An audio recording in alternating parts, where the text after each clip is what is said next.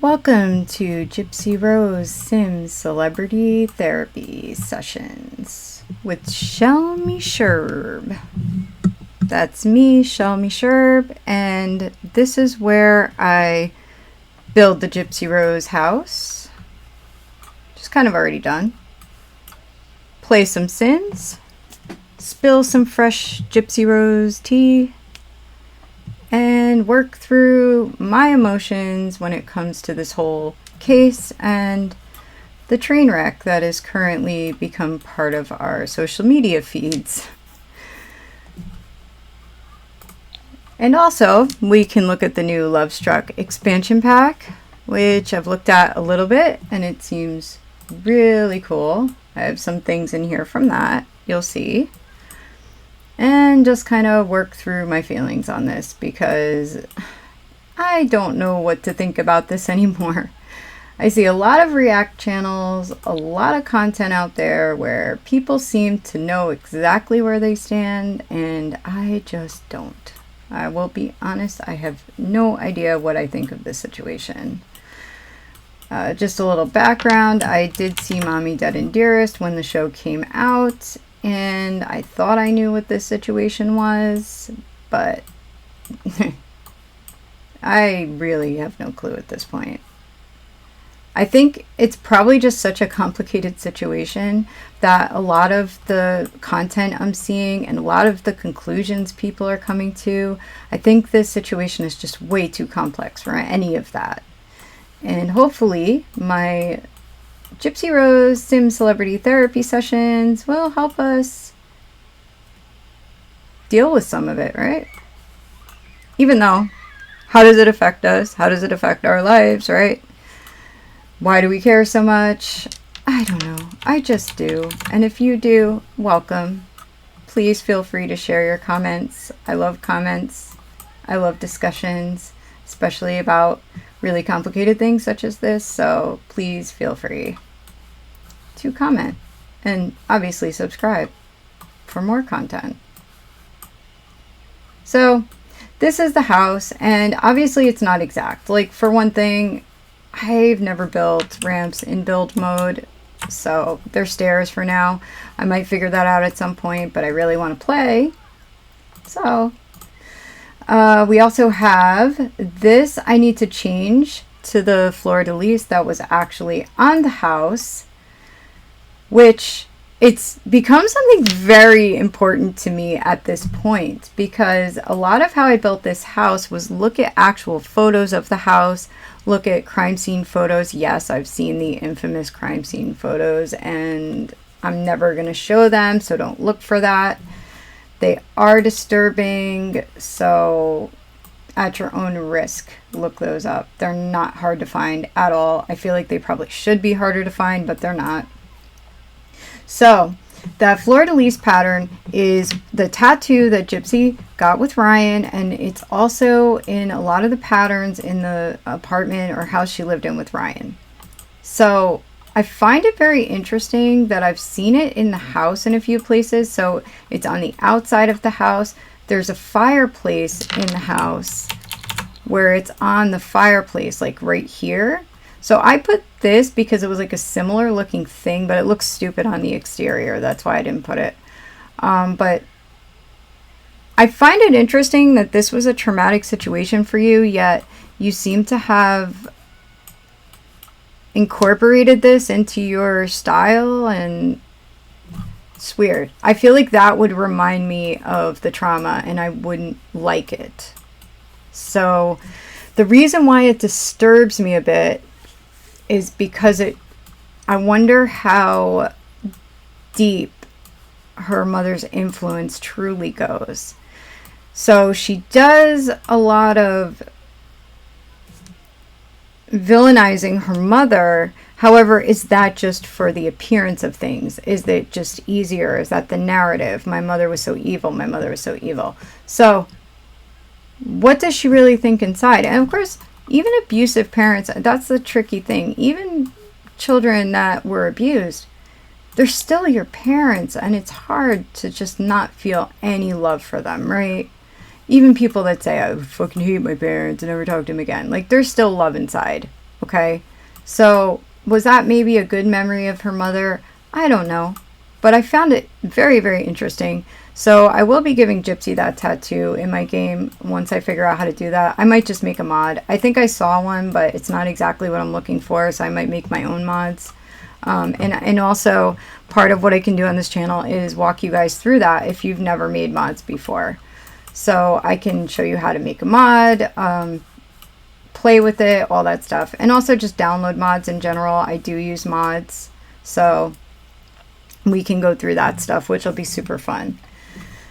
I love Sims, so that is a lot of why I'm doing this. I love Sims and playing my games, and I've never tried anything like this before. I love build mode as well, but I have never tried to replicate an actual house. So this has been a very fun experience, and I'm so glad that I get to share this. So that being said, this is the house. This is the living room, which I really... So it's difficult because they were hoarders, and I know that's a big part of the story. It's hard to see like what's there in the pictures. So a lot of this was kind of guesswork, just kind of seeing things and saying, yeah, this might have been their style. That might have been their style. Like, for example, Dee Dee, she gives me those like New Orleans and Rice vampire vibes, right? So I tried to do some of that in her room. I used stuff from the Vampire expansion pack, which as an expansion pack is like, it's okay, but gets boring pretty quick. I'll also be going through expansion packs, starting with Lovestruck, of course, because it just came out. But we'll be going through expansion packs where I review them, kind of rate them, and show you some of the really cool stuff in there. Cool stuff that you can incorporate into some of your games to make them a little more fun. So that's where this came from. And also kind of using the act a little bit for guidance, because the act did change a lot of things in the house. Like, for example, one of the biggest changes I noticed, the kitchen in the act is way different than the actual kitchen. So in the act, the kitchen is much bigger. It has this big table, and I can understand doing that for a show because it's really good to have scenes in a kitchen, like especially interactions between two characters. So that makes total sense to me why they would have done that. Also, the rooms are bigger. Like Gypsy's room in the act is a lot bigger than Gypsy's actual room. So they're similar, obviously, like colors. I think one major difference, I'll show you right now. One major difference. Let's go up, put all this stuff up. All right, I'm going to zoom out a little bit. So one major difference is the color of the house, right? I went more towards what the act did, making it more of like a bubblegum kind of pink. But in real life, the house was like more like a salmon kind of pink. So there are differences like that. So I kind of used both of those things. Also, just in general, like, I think this might have been something they had. The bathroom is probably the cutest thing in the house. Like, I absolutely love the house that Habitat made for them. You can tell that this house was made with so much love and by people that genuinely cared, which makes the situation so much sadder. Like, when you think about these people that just put all their effort into making this house perfect for this girl, oh my God, this poor girl, she's got leukemia, she's dying, and she just lost everything in Hurricane Katrina. They put all this love in there. And when you realize that the house was scammed, like, Gypsy wasn't terminal. Dee Dee knew that. Gypsy knew that. And just then you see how they treated it with the horde. It's just so tragic, right? So it was a lot of fun making this and just kind of examining some of those things in the house. And it's always good when you see things that were done just by people that care, like for no other reason other than caring because they were volunteers, right? So big thumbs up to Habitat for Humanity. thumbs down to like Dee Dee and Gypsy for that, I guess. I don't know. Well, can you even really blame Gypsy? She was a kid, right? Whatever. But that's a lot of the point of everything, right? Is that Gypsy was aware that she couldn't walk. Gypsy was aware that she wasn't terminally ill. So that's going to be part of her personality regardless. She was raised to lie. Whether we like that or not, that's how this girl was raised. She was raised to lie, deceit, manipulate, con, by someone who was very, very good at it. Okay? So we can't expect a person that is going to be like our ideal version of a victim, right? A victim that is like super innocent and doesn't have any flaws. Like, we cannot expect that from someone that was raised in the type of situation. We just can't. And it's unfair to put that on somebody, right? Like it or not, that's part of Gypsy's that's a huge part of Gypsy's upbringing. It's going to influence her decisions. And also, she never had the chance to develop normally.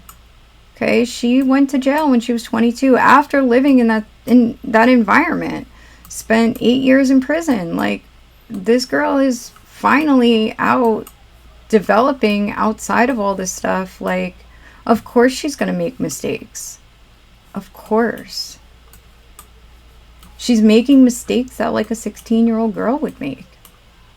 And it's super sad. And everybody's just like, Gypsy sucks. She's fucking horrible. Like, yeah, I mean, you can think that way, but it's just tragic, the whole situation. And I still haven't learned, like, is she really evil in her heart? Is she manipulative? Like, I don't know. And that's a lot of why I'm doing this. I'm trying to work through it. I hear all these things. I watch Flawless Nina and Without a Crystal Ball. I haven't seen Life After Lockup yet because I do have a real problem with contributing to making someone that did commit a crime famous. I am a mom and I don't feel like we should be encouraging that. So I haven't done that yet, but I think I'm going to now because, especially doing this, it's probably a good idea for me to just watch everything instead of rely solely on what somebody else says. I never like doing that.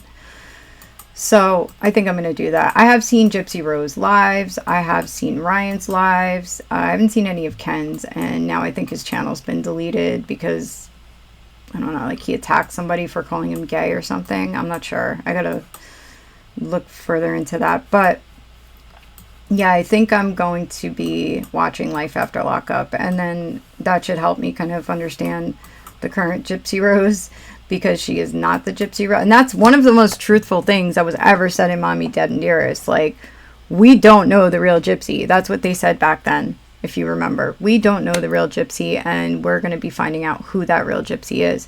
But another point to that is Gypsy didn't know the real Gypsy, right? So this is definitely a person who is trying to find themselves, and then being led by people that are just shitty human beings, like Krusty over there, Christy, your stepmother. What a total piece of shit. Like, she should be giving Gypsy good advice, like good motherly advice, but she's not.